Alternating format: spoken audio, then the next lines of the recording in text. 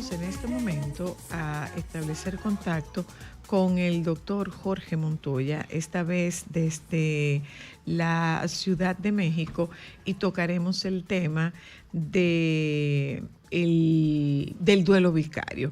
Buscaríamos inicialmente para que podamos establecer la diferencia con el doctor Montoya. ¿Se trata de sufrimiento vicario, de depresión vicaria o de trauma vicario? ¿De qué se trata y qué significa? Buenas tardes, doctor Montoya. Muy buenas tardes, gracias por el espacio y qué bueno estar con ustedes de nuevo. Gracias a usted, doctor. Gracias, Gracias doctor. a usted por acompañarnos en este tiempo. Doctor, hablamos de duelo vicario. ¿A qué se refiere el término vicario, doctor? Bueno, pues es un término que es la fusión de dos palabras que se aprenden, ¿no? Por imitación, ¿no? Por observar lo que hacen los demás. Ujú. Por ejemplo, los niños aprenden de forma vicaria, observando cómo los padres manejan sus duelos. De hecho, eso es lo primero que hacemos, repetir eso que vamos aprendiendo imitando a los demás. Pero también está la tristeza y el profundo dolor que sentimos por la observación que en algunos casos, y eso lo aprendimos, por ejemplo, cuando las Torres Gemelas, que hay estrés postraumático por la observación, incluso a través de la televisión, viendo el dolor, la tragedia, también aprendes sobre aspectos del duelo, porque te toca no solamente como persona, sino como país, como ciudad, Ujú, ujú. como nación. Así que el aprendizaje vicario es algo el duelo vicario es algo que aprendemos por imitación. Ok, Mira tú, cuando, qué sí, interesante. sí, usted habla y antes de que nos quedemos en el tema vicario, quiero irme a otro lado, o sea, hay una serie de factores y parámetros a tomar en cuenta para que nosotros podamos hablar de estrés postraumático. Y dentro de esos parámetros tenemos que referirnos al tiempo.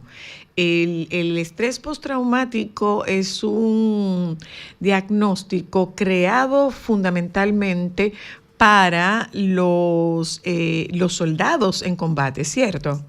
Así es, ahí Ujú. nació. Y, Ahí y, nació. Sigue, sigue. ok, ¿cuál es este primer parámetro que nosotros debemos tomar en cuenta para hablar de estrés postraumático? El Bueno, tiempo. dime. ¿Cuál es el primer parámetro que nosotros debemos tomar en cuenta para que podamos hablar de estrés postraumático? Uno de los aspectos más llamativos del trastorno de estrés postraumático pues mira, yo llevo muchos años en duelo y yo no he visto todavía el primer trastorno de estrés postraumático como consecuencia de la pérdida de un ser querido en una persona sana. En una persona con otra serie de problemas puede darse, pero yo no he Ujú, visto hasta ahora el primero. ujú. Sin embargo, pues uno de los síntomas más característicos que lo comparte con el duelo, por ejemplo, el síndrome de estrés postraumático son los flashbacks, Ujú. ¿no? La repetición del hecho, ¿no?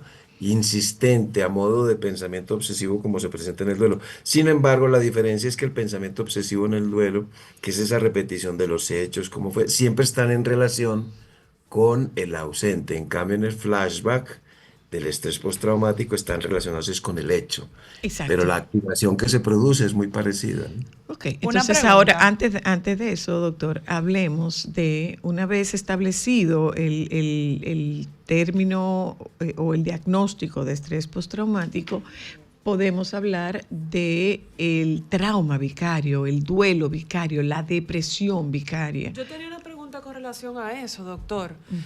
Porque usted decía que el término viene por imitación.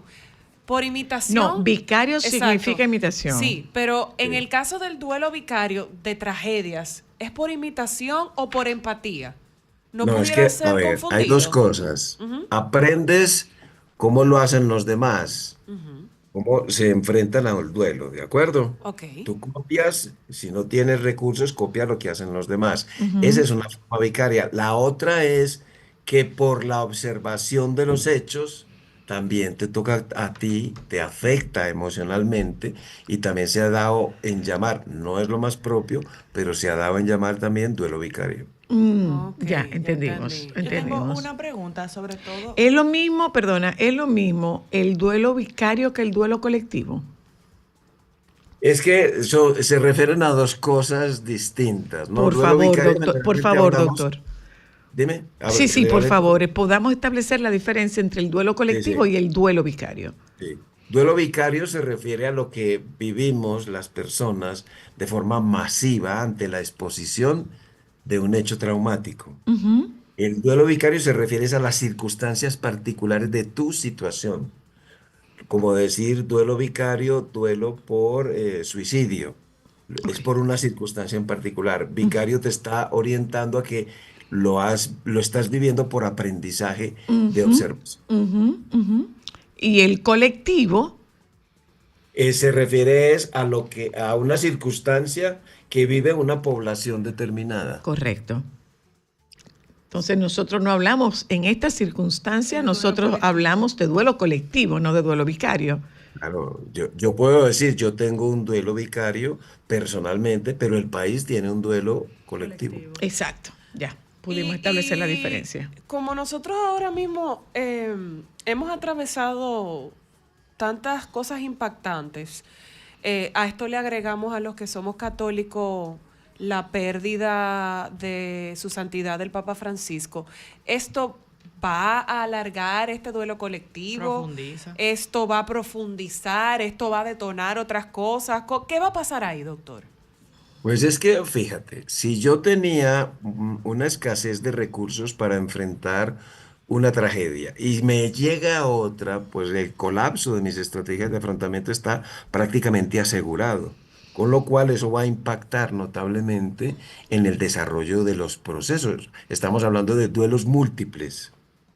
No Exacto. solamente por la tragedia del jet set, sino ahora se le suman otra serie de pérdidas, ¿no? Entonces, el duelo múltiple hace que sea mucho más complejo, más prolongado y exige mucho más intervención de las instituciones de salud, ¿no? Hay una situación aquí, doctor. No todos tenemos los recursos y las habilidades y probablemente lo que haga falta sea ayudar a esta persona a descubrir que tiene ese recurso disponible y a cómo utilizarlo adecuadamente, más allá del pon de tu parte, ser fuerte, Dios lo tiene en un mejor lugar, Dios sabe cómo hace las cosas.